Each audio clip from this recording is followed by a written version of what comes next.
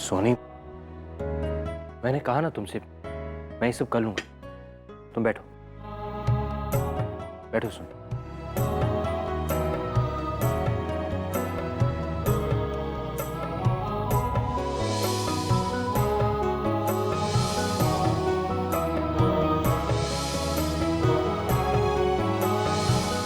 तुमने टाइम पे खाना खा लिया था? लगता है सोनी तुमने खाना खाया ही नहीं, है ना?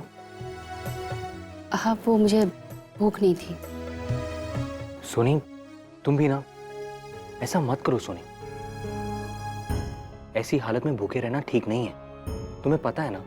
हाँ, वो देखो सोनी, अगर भूख हो या ना हो, तुम्हें टाइम पे खाना खा लेना चाहिए। डॉक्टर ने कहा था ना ऐसे तुमसे?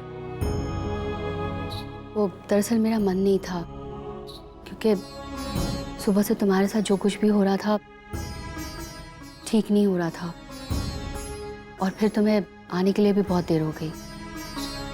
समझ गया सोनी, मुझे घर आने में देर हो गई और मामा ने पूरा घर सर पे उठा लिया होगा, है ना? अच्छा चलो, अब तो मैं आ गया ना, अब तुम खाना खा लो।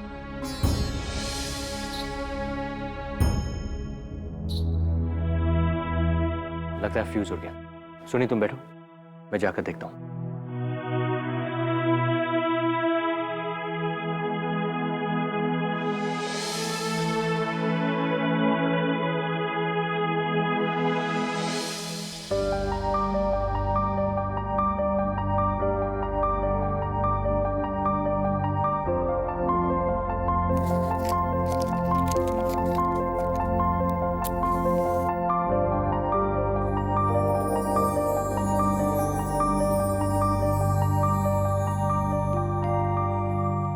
चलो खाना खा लो।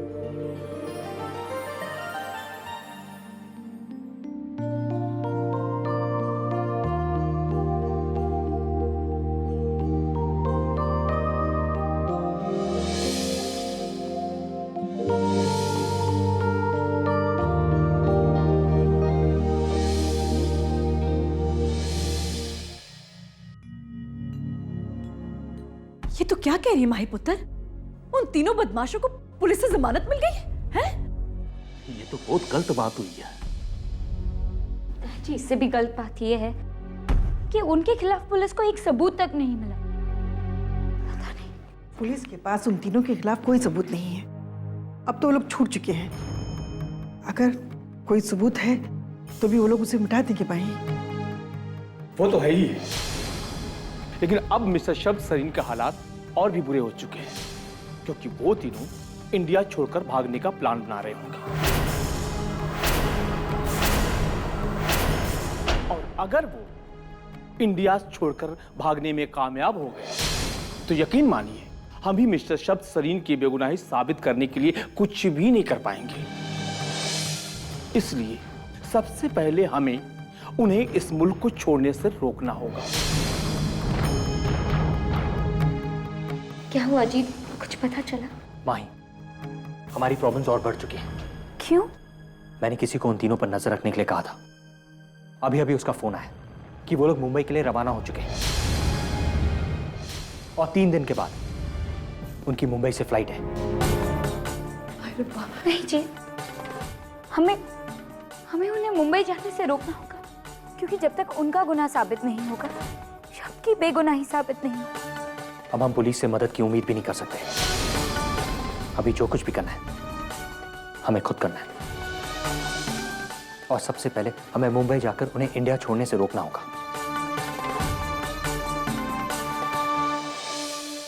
मैं जाऊंगी मुंबई। नहीं माही, तुम नहीं, मैं जाऊंगा मुंबई। नहीं नहीं जी, तुमने पहले ही मेरी बहुत मदद की और घर पर सोनी को तुम्हारी सबसे ज्यादा जरूरत है। उसके इस हाल में मैं तुम पर और बोझ नहीं डाल सकती, इसीलिए प्लीज मैं ही मुंबई जाऊंगी। नहीं माही, तू वहां जाकर क्या करेगी बेटा?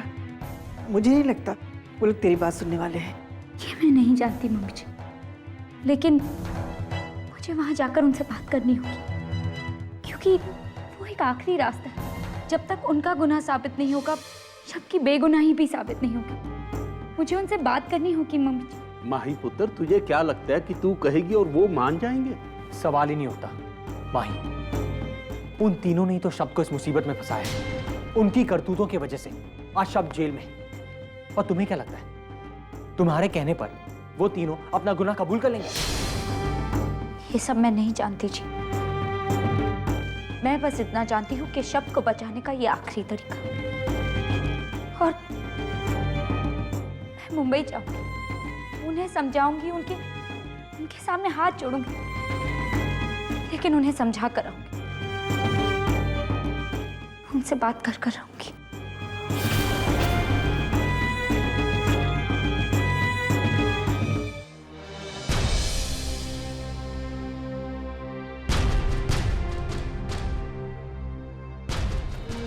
मुझे जिस बात का डर था ना हो गया।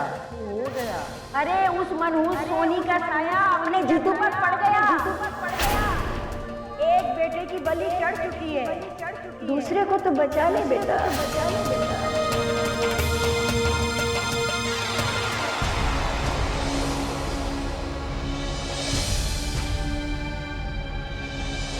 सोनी पुत्र, जरा यहाँ आ पुत्र।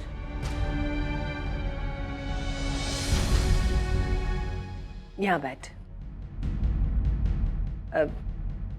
सोनी पुत्र, वो पुत्र मुझे वो तुम्हारी जन्म कुंडली चाहिए।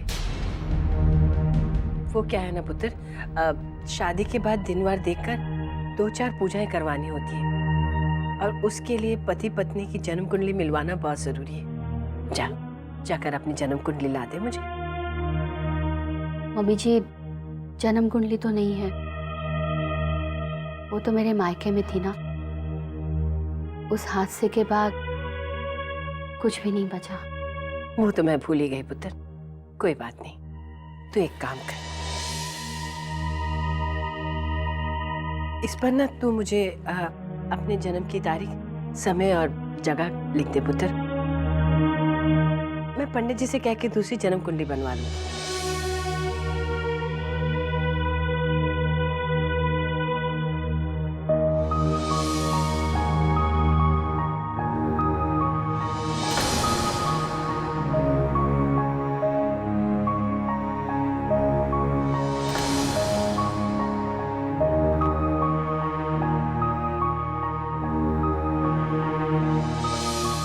जीत, मेरी एक बात मानोगे?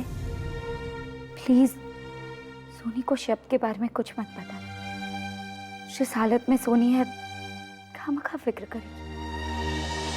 अगर वो शब्द के बारे में कुछ भी पूछे तो कह देना शब्द बहुत जल्दी हवालात से बाहर हो जाएंगे। लेकिन अगर उसने तुम्हारे बारे में पूछा तो तुम उसे कह देना जरूरी काम से शहर के बाहर गई हूँ, बाकी वापस आकर मैं समझा दूंगी। माही, इतने बड़े शहर में तेरा अकेला जाना मुझे ठीक नहीं लग रहा बेटा। तू किसी न किसी को साथ में ले जा अपने साथ। पुत्र, मैं चलता हूँ तेरे साथ। नहीं दादी, मैं आपको अपने साथ नहीं ले जा सकती। आजकल आपकी तबीयत भी कुछ ठीक नहीं रहती और आप लोग कितनी फिक्र कर रहे हैं। मैं सिर्फ उनसे बात करने जा रही हूँ। मैं बस उन्हें ये समझाने जा रही हूँ, उनकी एक गलती मेरे शब्द की पूरी जिंदगी बर्बाद कर सकती है और हमारा पूरा परिवार। मुझे पूरा यकीन है वो लोग मेरी बात समझ जाएंगे। तो कैसी बच्चों जैसी बातें कर रही है माही। वो तीनों बदमाश जिन्होंने जानबूझकर हमारे शब्द पुत्र को फंसाया है, उसके खिलाफ पुलिस वालों को सबूत दी है, उनके सामने तू मदद की गुहार करने जा रही है। मैं वहां सिर्फ एक उम्मीद के साथ जा रही हूँ और वो उम्मीद मुझे हिम्मत देती, विश्वास देती है कि वो तीनों अपना जुर्म जरूर कबूल करें। इसलिए प्लीज लोग मेरी फिक्र मत करिए। चलो माही, मैं तुम्हें एयरपोर्ट छोड़ दूँ। माही पुत्र,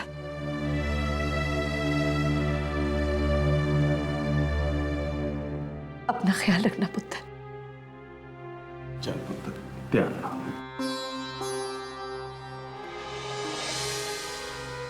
वहां पहुंचते ही फोन करना बेटा।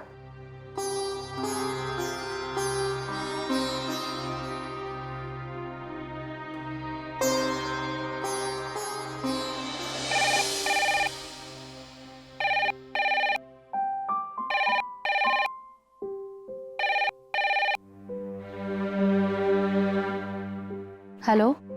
सोनी, तुमने खाना खा लिया ना? हाँ मैंने खाना खा लिया। और तुमने खाना खाया? हाँ। अच्छा, मैं थोड़ा लेट हो जाऊंगा आज, फिक्र मत करना, ओके? ठीक है। वो क्या हुआ शब्जीजू के केस का, सब ठीक तो है ना? फिक्र मत कर सोनी, सब ठीक हो जाएगा। ठीक है।